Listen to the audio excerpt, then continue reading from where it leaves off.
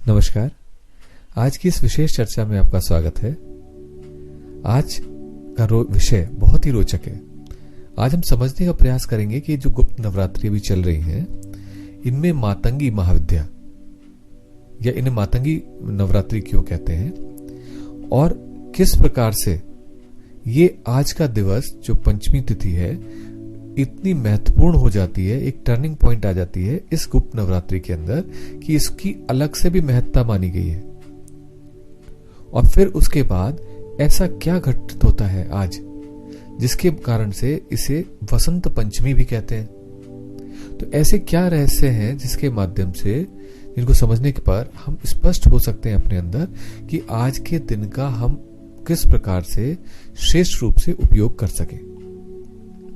तो यूं तो आप अपनी गुप्त नवरात्रि की साधना कर ही रहे होंगे, जो भी रुचिकर लग रहा होगा, पर फिर भी समझें कि वास्तव में नवरात्रि 9 सेट ऑफ नाइट्स है और ये जो 9 नाइट्स हैं उनमें 4 पहले हैं, 4 बाद में और 5वां दिन बीच में आता है।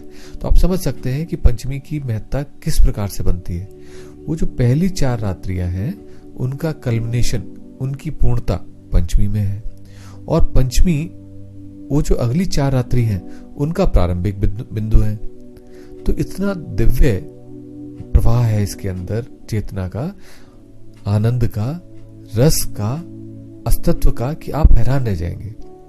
पहले 4 दिन हम अपनी अतल गहराइयों में उतरते हैं और 5वें दिन वो दिशा बदल जाती है और हम उठना शुरू हो जाते हैं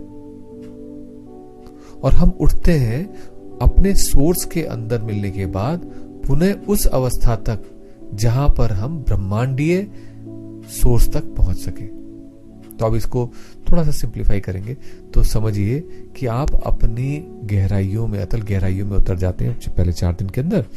5वें दिन वो एक दिशा का परिवर्तन होता है क्योंकि उसके नीचे आप उतर नहीं सकते, आप वापस ऊपर उठना शुरू हो जाते हैं। लेकिन अब जब आप वापस ऊपर उठते हैं तो बाहर नहीं उठ रहे होते, आप अपने अंदर, अपने सोर्स में उठ रहे होते हैं। तो इसलिए पंचमी एक वो मध्य अवस्था है जहां पर ट्रांसफॉर्मेशन होती है, नीचे जाती हुई गति की सडनली ऊपर की तरफ उठना प्रारंभ हो जाता है। अब इसको मातंगी महाविद्या से कैसे जोड़ा गया या कैसे समझा गया, या मातंगी गुप्त नवरात्रि क्यों कहते हैं, तो इस प्रकार से समझिए कि हमारी जो स्पीच है, हमारी जो बोलना है, हमारा जो गायन है, गाना, संगीत है, बजाना और सुनना, ये सब कुछ जो है इसको अगर आप लिंक करेंगे तो समझ आएगा कि मातंगी और कुछ नहीं, वो मतंग का वर्ड फॉर्म में एक्सप्रेशन है। और मतंग क्या है? मतंग है हमारे उस विचार में, यानी कि उस थॉट का मैनिफेस्ट होना जिसको अल्टीमेटली वर्ड्स में ब्रेन कन्वर्ट करके हमारे थॉट को देता है। तो इसको, अवस्था को वाक में वैखरी वाक कहते हैं और इस वैखरी से नीचे 3 और चरण हैं। तो वैखरी के बाद क्या होता है? आप उसको सुन पाते हैं उससे पहले अपने अंदर, ये है मध्यमा। फिर उससे पहले आप उसे देख पाते हैं थॉट की फॉर्म में, वो पश्यंती, संस्कृत का वर्ड है पश्य, जिसका मतलब होता है देखना। और उसके बाद और जब आप गहराई में जाते हैं तो उसके मूल में पहुंच जाते हैं जहां से उस ऊर्जा का, स्पंदन का पहला प्रहार शुरू होता है। जैसे ट्यूनिंग फॉर्क नहीं होती कि आप जैसे उसको बजाते हैं तो उसमें से कुछ आवाज निकलनी शुरू होती है, तो यहां पर वो आवाज स्वतः ही निकल रही है। वो ऊर्जा के एक दूसरे के साथ होने वाले घर्षण से उत्पन्न हो रही है। तो इसे कहते हैं परावाक। तो ये जो 4 दिन हुए, वैखरी, मध्यमा, पश्यंती, परा, अब जब परा तक हम पहुंच जाते हैं जहां पर ये आदि स्पंदन हो रहे हैं, तो अब हम अपने सोर्स में हैं, अपने मूल में हैं। अब इस मूल से आगे कहां जाए? तो ये वो अवस्था है जहां पर दिशा का परिवर्तन होता है, यानी कि वापस हम ऊपर उठना शुरू हो जाते हैं। अब जब हम ऊपर उठते हैं तो इसका एक न एक मार्ग तो बनेगा ही, कहीं ना कहीं तो जाएंगे। कैसे जाएंगे? तो जो हमारी रीढ़ में खोखला है, वैक्यूम है, शून्य है, उसके मध्य एक स्पाइरल्स उठते हैं ऊर्जा के, जिन्हें हम एक नाड़ी के रूप में देखते हैं और वो कहलाते हैं सुषुम्ना। तो ये है रस की प्राप्ति होना। आपने देखा होगा कि कभी कभी पूजा करते समय या साधना करते समय या कभी नाभि ध्यान में या किसी भी ध्यान को प्रयोग को आप कर रहे हो, तो उसमें एक अवस्था ऐसी आती है जब आपको बड़ा रस आने लगता है, बड़ा अच्छा लगने लगता है। रिलेट करके देखिए, याद कीजिए, ऐसा आपके साथ अवश्य हुआ होगा। और जिस समय ये होता है वो पंचमी है। अब आपको बहुत सतर्क होने की आवश्यकता है, क्योंकि ये वो अवस्था है जिसमें आप अपने सोर्स के डीप में उतरना प्रारंभ हो जाते हैं, अपने रस में, अपने आनंद में उतरने लग जाते हैं। और इसी अवस्था को यहीं पर जो देवी उपस्थित हैं उनको सरस्वती कहते हैं। स यानी युक्त, रस यानी रस से संबंधित, मतलब आनंद रस से जुड़ी हुई, और वती मतलब वो धारा। तो आनंद की वो धारा, वो जो रस है, उसका प्रवाह यहां से प्रारंभ हो जाता है। और क्यों ना हो, मूलाधार ब्रह्म का स्थान तो है, ब्रह्मा जी का, तो उनकी शक्ति तो वहां होगी, और वहां से वो सरस्वती की धारा या रस की धारा प्रारंभ हो जाती है। अब आप देखिए कितना डिवाइन है ये, क्योंकि ये जो रस की धारा है ये ऊपर की ओर गति कर रही है, धारा नहीं रह के ये राधा है। अब जब आप इतना स्पष्ट समझ सकेंगे कि किस प्रकार से ये पंचमी हुई, यानी सेंटर में है ये 4 दिन और 4 दिन नवरात्रि के, और ये 4 दिन वाक के पूर्ण होने के बाद पंचमी दिन वापस हमारी गति अंदर की तरफ ऊपर उठनी शुरू हो गई, तो इससे जो आनंद आया, वसंत उत्पन्न हुआ, एक बिल्कुल रास की क्रीड़ा प्रारंभ हुई। क्योंकि उस समय जब हमें रस की प्राप्ति होती है तो जो भी हम क्रियाएं कर वह सभी रास कहलाती है। तो ऐसे में जीवन एक विभिन्न धरातल पे पहुंच जाता है। आज हम जिसकी बात कर रहे हैं वो उस धरातल की बात है जिसको मात्र अनुभव किया जा सकता है। और आज अब वो दिन है, वो ग्रह नक्षत्रों की चाल वैसी है, वो व्यवस्था अवस्था वैसी है कि आज आप इसको कर सकते हैं, और ये स्वतः होगा। आपको करना क्या है फिर? बहुत सरल सा प्रयोग है आज के लिए, जिसकी हम अभी चर्चा करेंगे। लेकिन एक बार और स्पष्ट रूप से समझने का प्रयास करते हैं। हमने चर्चा करी कि 9 दिन होते हैं, 9 दिन में जो मध्य दिन पड़ता है उसे कहते हैं 5th डे, पंचमी।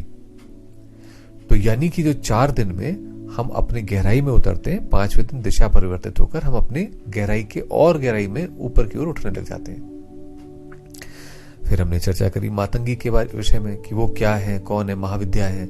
और मातंगी महाविद्या के, उन्हें महाविद्या कहते ही इसलिए हैं क्योंकि उनके बहुत दिव्य प्रभाव है। उन्हें श्री विद्या में देवी ललिता की मंत्रिणी कहते हैं, और वही सारी स्पीच एंड लिसनिंग की आधारभूत है। सारे गायन, वादन, आनंद, आमोद प्रमोद, आकर्षण, सूर्य से संबंधित और जितनी भी प्रकार की ऐसी दिव्य अवस्थाएं हैं जिसमें हम रस से सराबोर हो जाते हैं, वो मातंगी है। मातंगी ही वो है जो हमें पराविद्या से संपर्क करा देती है, और उन्हीं का ही फॉर्म है। तो ऐसे में इस सभी कुछ को समेटे हुए जो रस की धारा प्रारंभ होती है, जहां सरस्वती है, उनका विराजमान है, हम 5th डे वहां पहुंच जाते हैं। और जब वहां से हम प्रारंभ करते हैं तो उसे रस को, आनंद को प्राप्त होने की वजह से उसे वसंत और पंचमी कहते हैं। और ये वो अवस्था है जहां पर हम देवी सरस्वती की पूजा, वंदना करते हैं और उस रस मार्ग पर, आनंद के मार्ग पर प्रारंभ करते हैं। कितना अच्छा दिवस है, कितनी दिव्य है ये गुप्त नवरात्रि, इसका आपको अनुभव हुआ होगा। तो अब करना क्या है हमें? आपने जो भी आज प्रयोग कर रहे हो, देवी सरस्वती से संबंधित, बसंत पंचमी से संबंधित, या गुप्त नवरात्रि के मातंगी महाविद्या से संबंधित, सभी प्रयोगों करने से पहले एक चीज गांठ बांध लीजिए। आपने उसको पहले प्रसन्नता को अनुभव करना है, खुश हो जाना है कि आज आप ये कर रहे हैं, ग्रेटिट्यूडफुल हो जाना है कि आपको ये अवसर मिल रहा है, और इस आनंद में विभोर होकर के उस साधना को प्रारंभ करना है। कोई भी साधना करें, ना भी ध्यान भी करें, कुछ भी करें, पहले आनंद के प्रति अपने आप को समर्पित करें, उसको अनुभव करें ग्रेटिट्यूडफुल हो जाए हृदय से और उसके बाद अपने प्रयोग को करें। देखिए कितना परिवर्तन आएगा, कितना आनंद घटित होना शुरू हो जाएगा।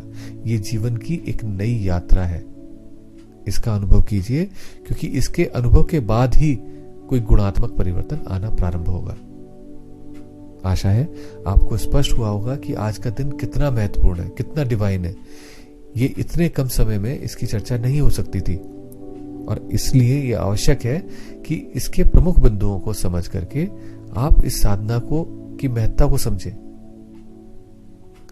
फिर अगर आवश्यकता लगी तो इसको हम डिटेल में समझने का प्रयास करेंगे, क्योंकि ये बहुत गहन रहस्य है। आज के लिए इतना ही।